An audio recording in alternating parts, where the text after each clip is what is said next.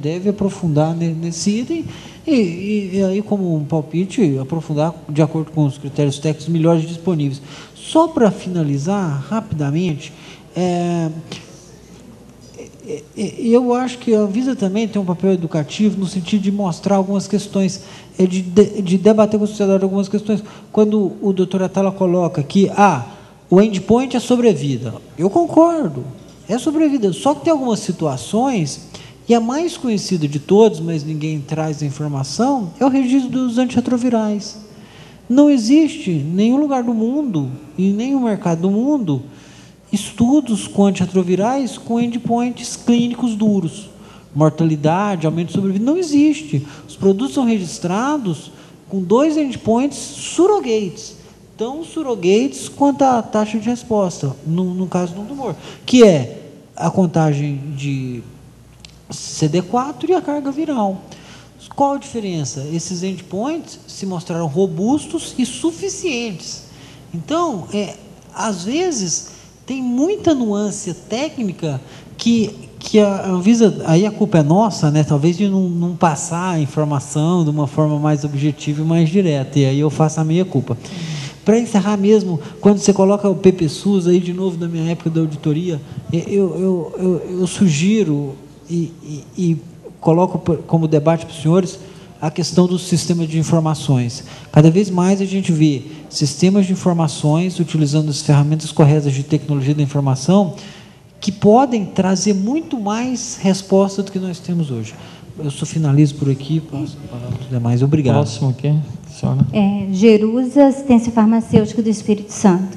O professor Álvaro colocou em uma das transparências a questão, né, do uso do Avastin em degeneração macular relacionada à idade, né, de algumas revisões sistemáticas mostrando, né, a eficácia, até o custo-efetividade mesmo.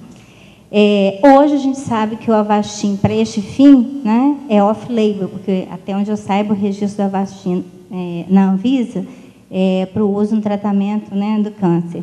Existe alguma previsão de extensão desse registro para uso na oftalmologia? Veja bem, foi um ponto muito interessante, eu agradeço a pergunta, porque a senhora me dá uma oportunidade de explicar um caso, foi interessante esse caso.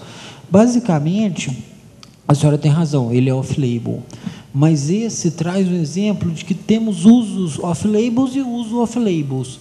Na verdade, o Avastin é off-label, por quê? Porque a molécula principal está sob proteção intelectual e não é de interesse da empresa pedir, né? Acho que todos sabem a história. A Roche tinha 56% da Genentech, quando pediu o registro do Avastin e depois do ranibizumab.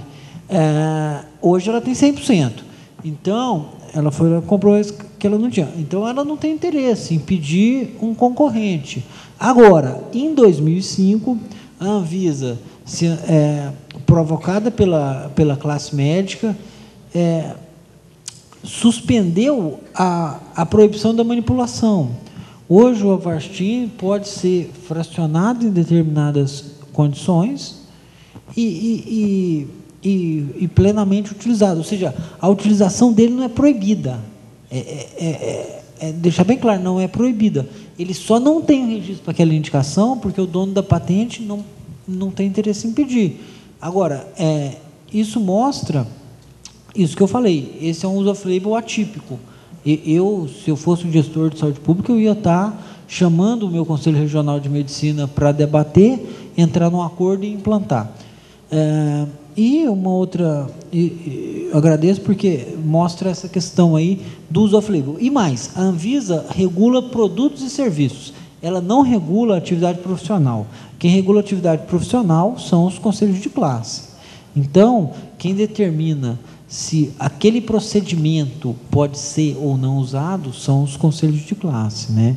A Anvisa pode proibir um procedimento se ela achar que não é seguro ou não é eficaz. Não é o caso do Avastin. Então, você tem essa dualidade na questão. Agora, é importante ressaltar que a Anvisa também não pode se manifestar para aquilo que ela não é provocada, né? Por favor. Eu sou a Maria Eugênia, da Anvisa, e eu queria só fazer um comentário em relação ao debate anterior. Eu estou assumindo há 4 meses um núcleo de investigação de reações adversas a medicamentos, equipamentos, área de farmacotecno e hemovigilância da Anvisa. Então, eu queria só, para complementar a discussão anterior em relação à questão do registro de medicamentos, eu acho que uma das coisas que a gente precisaria implementar na discussão sobre a questão de novas tecnologias e da avaliação de tecnologias de utilização no SUS é que a gente precisa começar também a inverter a lógica da vigilância sanitária no Brasil, né? Que é uma inversão no sentido de que a vigilância pós-registro, a vigilância pós-uso, pós-comercialização, precisa ser uma vigilância mais fortalecida. Ela precisa fazer parte mais do processo de avaliação de utilização de medicamentos e de equipamentos ou de qualquer produto para a saúde no Brasil. Porque o registro, por mais que a gente tenha aperfeiçoado todos os mecanismos dos processos de pesquisa clínica, ele é limitado, ele é autolimitado. Existe uma limitação que chega um momento em que, por mais que você deixe de fazer um processo cartorial, por mais que você tenha evidências significativas da pesquisa clínica para fazer o registro, ele tem o seu limite. E nós só vamos conseguir avançar nesse processo se a gente conseguir enxergar a vigilância pós-comercialização como um aspecto essencial da vigilância sanitária e para que dê respaldo, inclusive, para o processo de produtos de forma menos cartorial possível, que eu acho que é o que a gente deve avançar no futuro na vigilância sanitária no Brasil. Eu estou de pleno acordo. Agora, é importante lembrar da limitação estatística e da limitação numérica, e hoje a gente tem um outro gargalo, né, doutora? Que é a nossa capacidade de buscar a reação. E nesse ponto, sem dúvida, os estudos clínicos são limitados, a estatística tem limitações. Agora, e aí eu sugiro, o Murilo sabe disso, que eu sou um fervoroso adepto das ferramentas de tecnologia da informação, né? Só assim, hoje o volume de eventos e de ocorrências são bastante grandes. Obrigado.